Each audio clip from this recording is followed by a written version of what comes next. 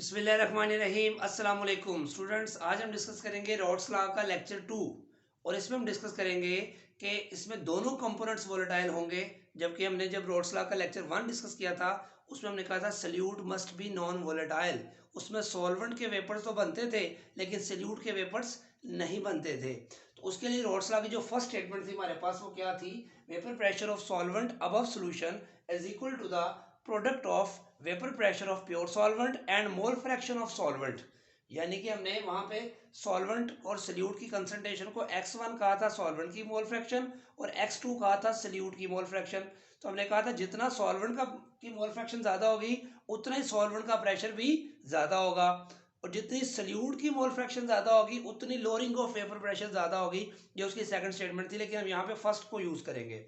तो हमारे पास क्या था? यहाँ पे P था vapour pressure of solvent in the form of solution और ये था प्योर सॉल्वेंट का प्रेशर।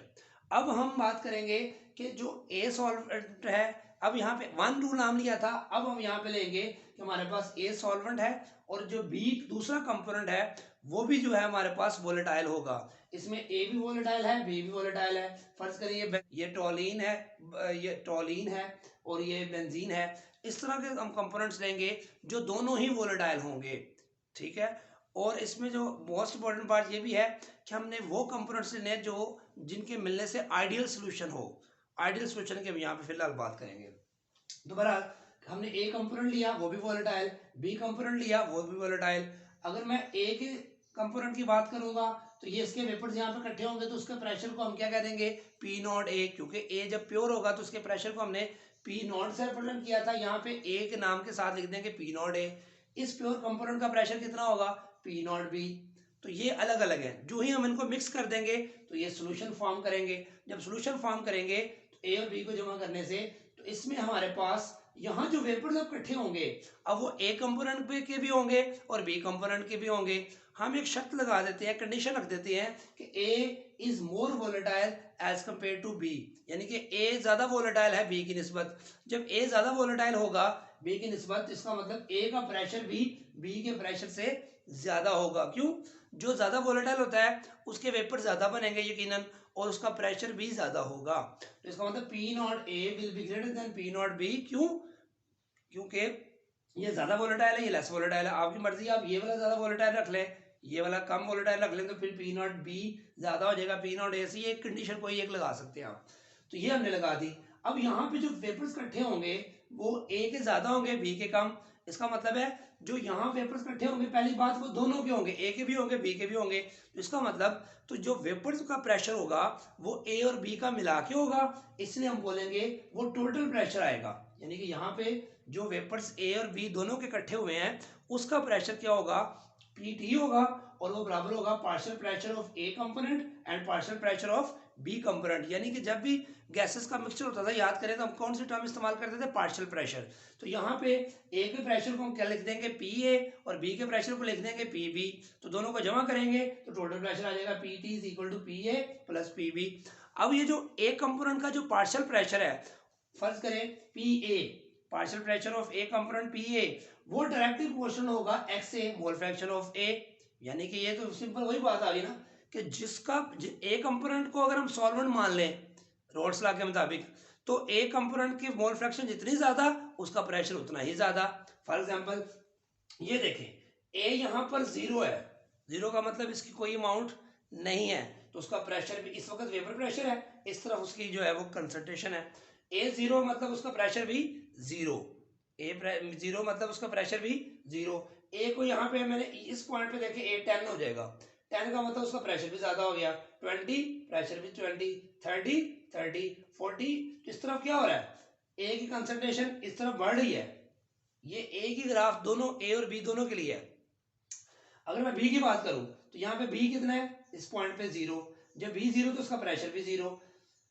इधर है तो बी 10 20 30 40 50 60 70 80 90 100 पे आ जाएगा।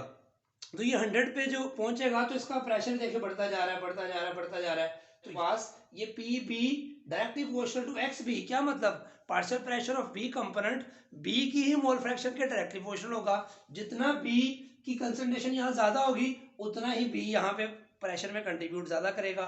अगर ए की कंट्रीब्यूशन यहाँ ज्यादा होगी, वो ए भी प्रेशर में ज्यादा कंट्रीब्यूट करेगा।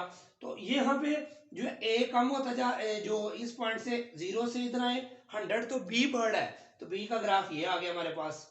इस तरफ से उधर जाए तो ए 0 से 100 की तरफ बढ़ है, तो बढ़ा है इधर कंसंट्रेशन, तो उसका ग्राफ भी ऊपर की तरफ जा रहा है। तो जब ए 100 होगा तो उसका प्रेशर पी नॉट ए आ जाएगा प्योर फॉर्म में। जब बी 100 होगा यहाँ पर, तो इसका ग्राफ बढ़ते बढ़ते पी नॉट बी आ गया, क्योंकि बी नॉट बी क्या है, जब बी प्योर होगा तो यहाँ पे बी 100 है, ए 0, इसका मतलब ये प्योर है, तो इसका प्रेशर देखिए मैक्सिमम आ गया पी नॉट बी। और स्ट्रेट लाइन क्यों आ रही है, क्योंकि डायरेक्ट रिलेशन है दोनों वेरिएबल्स के दरमियान, P B is directly proportional to X B, तो ये स्ट्रेट लाइन आ गई है। जब आप ये स्ट्रेट लाइन डिस्कस कर रहे हैं उसको इसके लिए थोड़ी देर के लिए भूल जाए इसको। तो ये स्ट्रेट लाइन किसके प्रोपोर्शनल है, 0 10 20 30 40 50 60 70 आउट ऑफ 100, ए को भूल जाए। अब बी को भूल जाए और ए को यहां से शुरू करें, ए 0 तो प्रेशर भी 0, ए 10 हो जाएगा तो प्रेशर भी ज्यादा हो गया, 30 40 50 70 पे ये प्रेशर, 80 पे ये प्रेशर, 90 पे ये प्रेशर, 100 पे ये प्योर हो गया P not be, P not a. तो ये हमारे पास क्या बता रहा है कि जितना X A mole fraction of A ज्यादा होगी उतना प्रेशर ऑफ ए ज्यादा होगा, और जितना बी ज्यादा होगी उतने प्रेशर ऑफ बी भी ज्यादा होगा। तो ये हमने अलग अलग ग्राफ को डिस्कस कर लिया पहले, ठीक है। अब हम बात करते हैं कि टोटल प्रेशर हमारे पास किसके बराबर होगा, वो हमने बता दिया। तो दोनों के प्रेशर को आप जमा कर लेंगे, पार्शियल प्रेशर को। अब जो पी ए है इसकी वैल्यू ये आई है, पी नॉट ए एक्स ए, इसको यहाँ पुट कर दिया हमने, ठीक है। ये हमारे पास हमने अलग अलग रॉड्स लॉ अप्लाई कर दिया, ए कंपोनेंट पे भी बी कंपोनेंट पे भी। पी ए किसके बराबर है, P not A X A, P B बराबर है P not B X B. Same यही इक्वेशन है, जैसे यहाँ पे ए लगाया, यहाँ पे ए, यहाँ पे ए, यहाँ बी, यहाँ बी, यहाँ बी। अब इन दोनों की values P A P B की यहाँ से यहाँ पुट कर देनी है। पुट करने के बाद आपको पता है मोल फ्रैक्शन का सम हमेशा किसके बराबर आता है, 1 के। तो x A plus X B किसके बराबर आ गया, 1 के। तो यहाँ से एक्स बी की वैल्यू क्या आएगी, एक्स ए आगे माइनस हो जाएगा, 1 माइनस एक्स ए। अब इस एक्स पी की वैल्यू को इस जगह पे सब्स्टिट्यूट कर दें और कुछ भी नहीं करना। फिर इस पी नॉट बी को अंदर मल्टीप्लाई कर दें, देखिए मल्टीप्लाई कर दिया, P not B into 1 P not B आ जाएगा, minus P not B into X A आ जाएगा। उसके बाद आप गौर करें तो ये एक्स ए और ये एक्स ए कॉमन है दोनों में, तो पहली और तीसरी टर्म में एक्स ए कॉमन आ गया, अंदर बचेगा P not A minus P not B आ गया। ये प्लस पी नॉट बी को मैंने साइड पे लिख दिया है। यहां तक कोई प्रॉब्लम? सिंपल रॉड्स लॉ आपने पहले से पढ़ा हुआ है, ए कंपोनेंट के लिए रॉड्स लॉ, बी कंपोनेंट्स के लिए रॉड्स लॉ। टोटल प्रेशर में P A plus P B जमा कर देंगे, जमा करके X A plus X B की 1 के बराबर आ जाएगा, एक्स बी की value 1 minus X A put कर देंगे, उसको अंदर मल्टीप्लाई कर देंगे, फिर एक्स ए इन दोनों टर्म्स में से एक्स ए कॉमन आ जाएगा।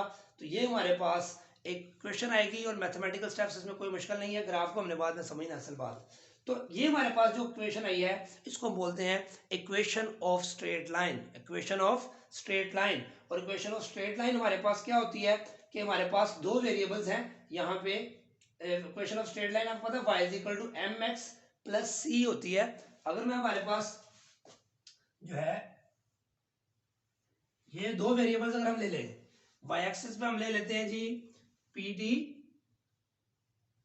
और x एक्सिस पे हम ले लेते हैं X A, mole fraction of A, ठीक हो गया। तो हमारे पास एक स्ट्रेट लाइन आएगी इस तरह,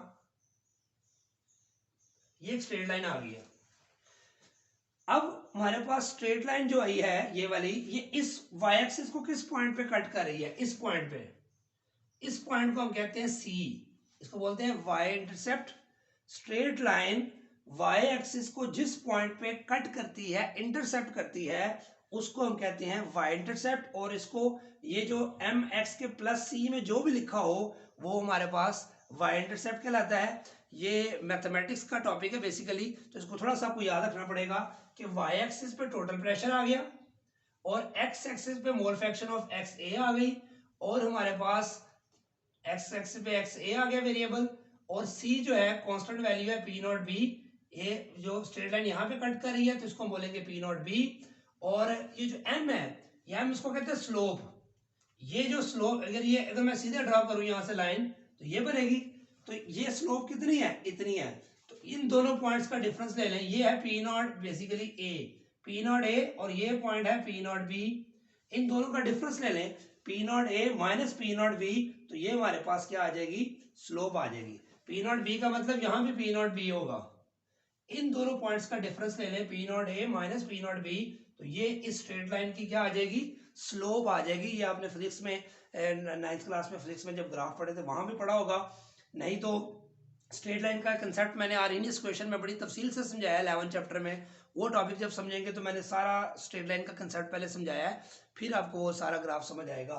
फिलहाल आप ये याद रख लें कि ये हमारे पास इक्वेशन ऑफ स्ट्रेट लाइन का मतलब क्या है कि दो वेरिएबल्स हैं, एक ये वेरिएबल है y एक्सिस पे आ जाएगा और ये x एक्सिस पे आ जाएगा। ये ग्राफ बुक में बनाया नहीं उन्होंने। अच्छा, उसके बाद फिर स्लोप क्या होगी, P not A minus P not be, ये हमारे पास स्लोप आ जाएगी, इसको m से लिखते हैं हम। और ये जो प्लस सी, ये जो यहाँ लिखा होगा इसको c कहते हैं, इसको बोलते हैं y इंटरसेप्ट, m को क्या बोलते हैं स्लोप। x का मतलब x एक्सिस पे वेरिएबल ये आ जाएगा, y का मतलब यहाँ pt आ जाएगा y एक्सिस पे, और c क्या कराएगा, स्ट्रेट लाइन जिस पॉइंट पे y एक्सिस को इंटरसेप्ट करती है उस पॉइंट को हम क्या कहते हैं, c। तो ये हमारे पास ग्राफ बुक में, ये जो ग्राफ डिफरेंट तरीके से बनाया हुआ है, ये असल इसका ग्राफ बनता है, लेकिन इसको अब ड्रॉ ना करें, बेशक यहाँ तक क्वेश्चन को ड्राइव करें। अगला जो ये ग्राफ है इसको अब हम तफसील से डिस्कस करेंगे। पहले मैंने जस्ट आपको ये दो कंसेप्ट समझाने के लिए बताया था कि ये जो कर्व आ रही है हमारे पास स्ट्रेट लाइन, अब जो है वो a के लिए है, b को भूल जाए, तो a यहाँ से बढ़ता जा रहा है इस तरफ, तो उसकी स्ट्रेट लाइन इधर आएगी, बढ़ता जा रहा है, डायरेक्ट रिलेशनशिप। और फिर मैंने कहा a b को यहाँ से जेन में रखें, a को भूल जाए, तो a की b की कंसंट्रेशन बढ़ रही है इस तरफ, a b 0 है, फिर यहाँ पे 10, यहाँ 20, 30, 40, 50, 60, 70, 80, 90, 100, तो ये स्ट्रेट लाइन इस तरफ बढ़ रही है। तो दोनों स्ट्रेट लाइन को अलग अलग ग्राफ बनाने की बजाय एक ही ग्राफ, नॉर्मली आप देखें ग्राफ हम इधर से शुरू करते हैं, लेकिन ये इधर से भी मूव कर रहा है। तो मकसद क्या है, दोनों पॉइंट्स हमें समझ आ जाए कि कंसंट्रेशन बढ़ने से प्रेशर बढ़ेगा, ए की कंसंट्रेशन बढ़ाएंगे तो ए का प्रेशर बढ़ेगा ये वाला, और बी की कंसंट्रेशन बढ़ाएंगे तो बी का प्रेशर बढ़ेगा, क्योंकि डायरेक्ट रिलेशनशिप है दोनों की प्रेशर का कंसंट्रेशन के साथ। लेकिन यहाँ एक आप गौर करेंगे मैंने क्या वर्ड लिखा हुआ है, मोल परसेंट। कंपोजिशन के यूनिट मैंने क्या लिखे हुए हैं, मोल फ्रैक्शन भी होते हैं, मोल परसेंट भी होते हैं, तो यहाँ पे मैंने लिया है मोल परसेंट। अभी आपको मैंने बताया था कि फर्ज करें हमने जब 1 2 लिया था तो हमने कहा था जी 0.1 x2 हो जाएगा और उस वक्त 0.9 होगा x1। क्या मतलब, मोल फ्रैक्शन का सम हमेशा 1 होगा, मैंने बताया था, याद करें। तो अगर ये 0.1 है तो ये 0.9, टोटल आंसर 1 आ जाएगा। अगर ये 0.2 है तो ये 0.8, आंसर 1 आएगा। अगर ये 0.3 है तो ये बेसिकली ये जो 70A है ना, बेसिकली ये 0.7 है, और ये जो 30B है फर्ज करें किसी पॉइंट पे, तो 30% का मतलब ये 0.3 है। तो ये 30 कैसे हो गया, मोल फ्रैक्शन तो 1 से, तो ये मोल फ्रैक्शन नहीं है, मोल परसेंट है। तो मोल परसेंट क्या होती है, जो आपके पास फर्ज करें मैं यही वाली वैल्यू लेता हूँ, 0.7 लेता हूँ A और 0.3 B की मोल फ्रैक्शन ले लेता हूँ फर्ज करें, तो इसको मैं 0.7 को 100 से मल्टीप्लाई करूँ तो आएगा 70, और 0.3 को मैं 100 से मल्टीप्लाई करूँ तो 30 आ जाएगा। तो इसका मतलब जब मोल फ्रैक्शन को आप मोल फ्रैक्शन 0.7 को आप 100 से मल्टीप्लाई कर देंगे तो 70% ये मोल परसेंट होगी। क्या आएगी, जो 70% आंसर आएगा इसको बोलेंगे मोल परसेंट ऑफ ए। तो इसी तरह 0.3 को 100 से मल्टीप्लाई करें तो 30 आ जाएगा, तो ये 30% है। समझ आ गई बात, क्लियर है। तो मोल परसेंट जब लेंगे तो जो वैल्यूज आपने 0.1 है फर्ज करो ये, तो मोल परसेंट ऑफ जो x2 निकालनी होगी तो इसको 100 से मल्टीप्लाई करेंगे तो ये 10% आ जाएगा, और ये 90%। जैसा यहाँ मैं कहूँगा 10, ये 90 है, ये 10, ये 20, ये 80, ये 20, ये 70, ये 30, फिर ये 60, ये 40 हो जाएगा यहाँ पे, फिर ये 50, 50 हो जाएगा, फिर ये 60, ये 40 और ये 60, फिर ये 30 और ये 70, ये 20, ये 80, फिर ये 10 और ये 90, और ये 0 और ये 100। तो ये जो वैल्यू लिख रहा हूँ ये मोल परसेंट है, और ये पॉइंट्स में नहीं आएगी, ये जो भी वैल्यू आएगी ऐसे लिखेंगे आप। अच्छा, अगली बात, अब हमारे पास ये कर्व आ गई अलग, ये मैंने आपको समझा दी, किसके लिए, बी के लिए, और ये आ गई ए के लिए, हर एक का प्रेशर। अब ए का प्रेशर चूंकि ज्यादा क्यों है, क्योंकि वो ज्यादा वोलेटाइल है, इसकी वैल्यू ज्यादा है, ऐसी कम आएगी। अब हम बात करते हैं सोल्यूशन का वेपर प्रेशर हम फाइंड करते हैं। जब सोल्यूशन का वेपर प्रेशर फाइंड करेंगे तो हमारे पास जो 90% ए और 10% ये, तो इसका प्रेशर यहाँ पे आएगा, फिर 80-20 का प्रेशर वहां से आएगा, 70-30 का पॉइंट यहाँ पे आएगा प्रेशर। तो इस तरह सारे प्रेशर डिफरेंट परसेंटेज कंपोजिशन के हम ग्राफ प्रेशर नोट कर लेंगे, और हम जब इसे लिखते जाएंगे जैसे ये आया था सिर्फ बी के लिए, ये आया था सिर्फ ए के लिए। अब मिक्सचर का जब सोल्यूशन का वेपर प्रेशर फाइंड करेंगे तो जो वैल्यूज आएंगी तो हमारे पास ये कर्व आएगी, ये स्ट्रेट लाइन आएगी जो कि P0 A से P0 B को मैच कर रही है।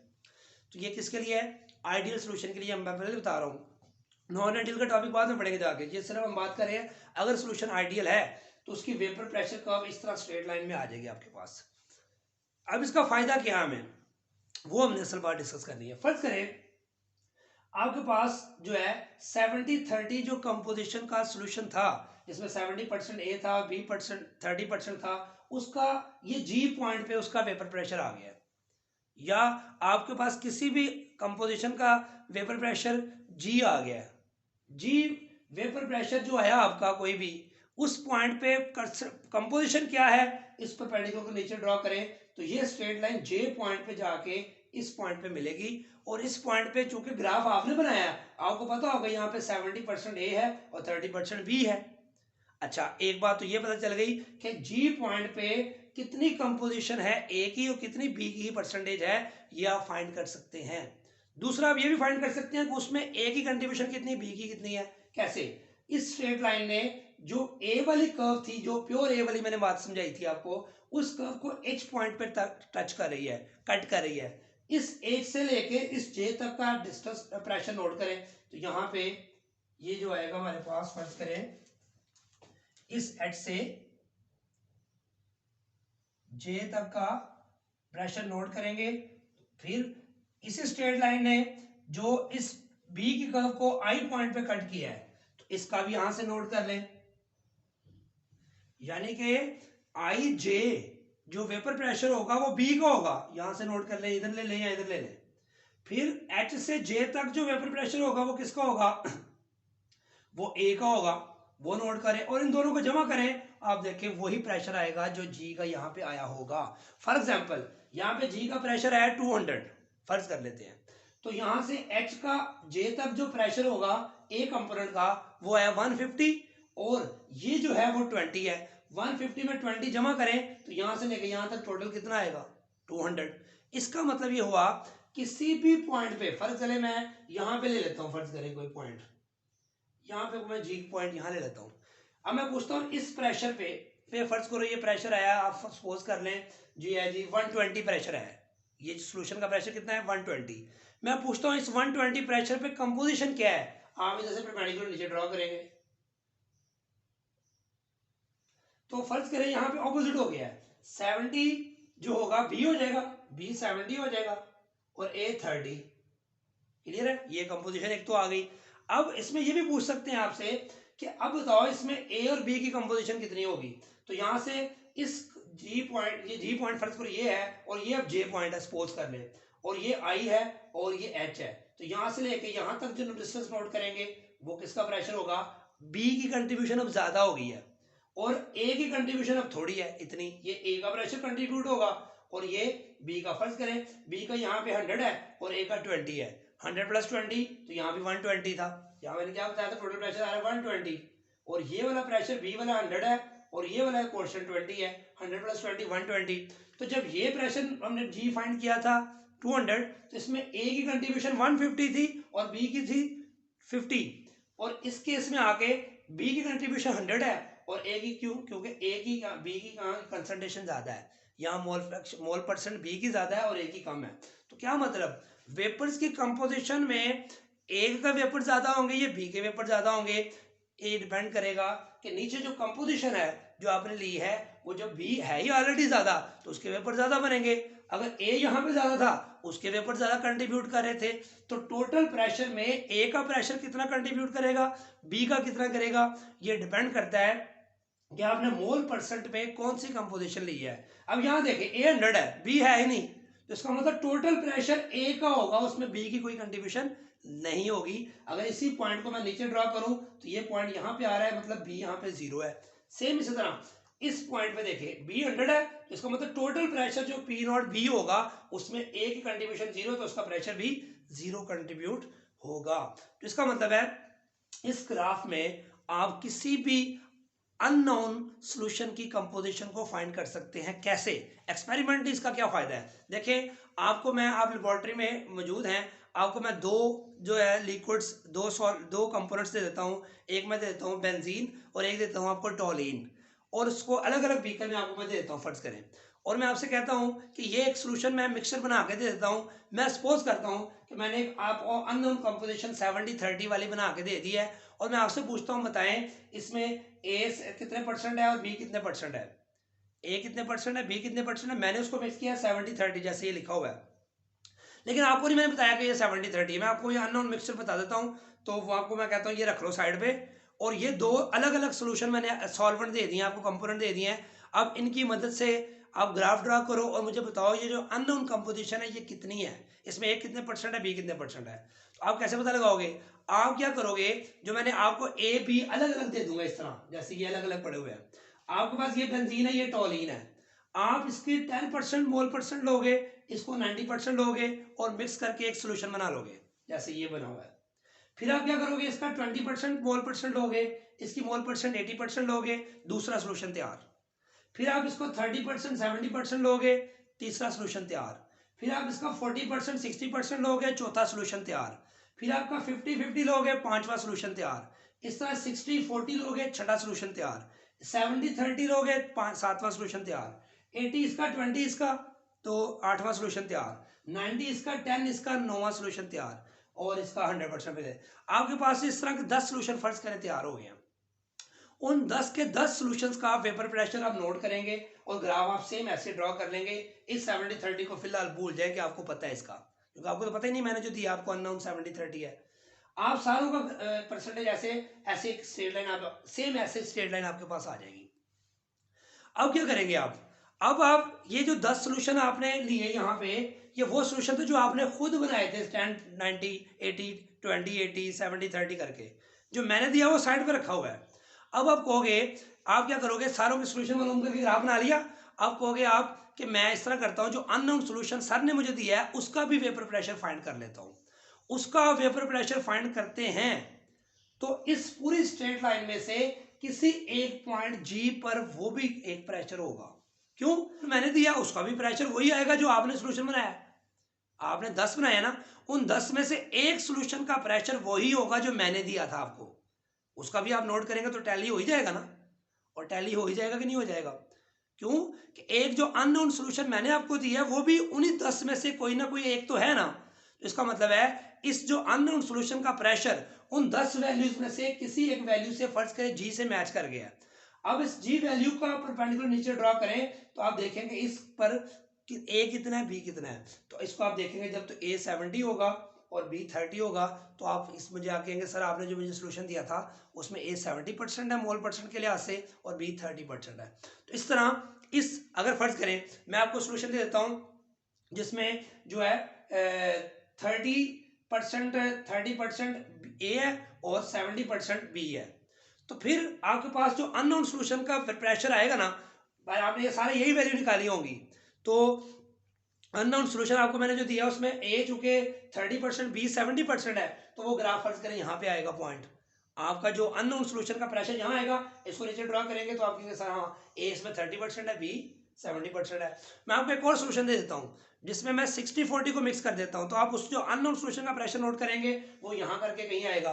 तो जब इसको नीचे ड्रॉ करोगे तो ए जो है यहाँ पे 70 हो जाएगा, बी 40। तो इस तरह अननोन मिक्सचर का कोई भी सोल्यूशन आपको मैं दे दूं, परसेंटेज कंपोजिशन का दे दूं, तो आप उसकी परसेंटेज कंपोजिशन को फाइंड कर सकते हैं, क्योंकि आप उसकी दो सोल्यूशन दोनों कंपोनेंट में आपको अलग अलग दूंगा, उन दोनों के आप खुद से 10 सोल्यूशन बना लोगे।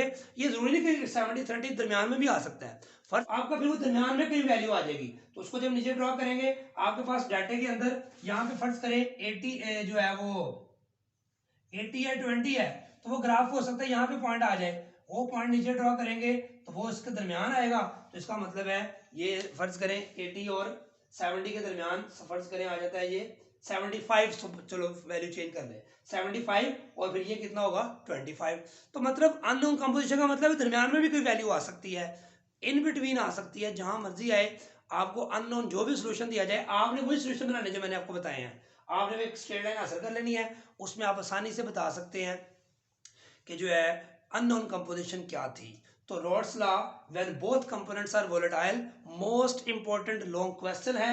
मैथमेटिकल स्टेप्स बहुत आसान है, असल बात ही ग्राफ को अंडरस्टैंड करना और उसको हमने तफसील से डिस्कस किया कि ये हमारे पास आइडियल सोल्यूशन की एक स्ट्रेट लाइन है जो कि मिक्सचर ऑफ सोल्यूशन जो भी है उसका वेपर प्रेशर हमें आता जाएगा मुख्तलिफ मोल परसेंट के हिसाब से, तो हमारे पास ये स्ट्रेट लाइन आ जाएगी। और किसी भी अननोन सोल्यूशन, अननोन मिक्सचर जो है आपके पास सोल्यूशन की फॉर्म में, उसकी परसेंटेज कंपोजिशन को आप इस ग्राफ की मदद से फाइंड कर सकते हैं।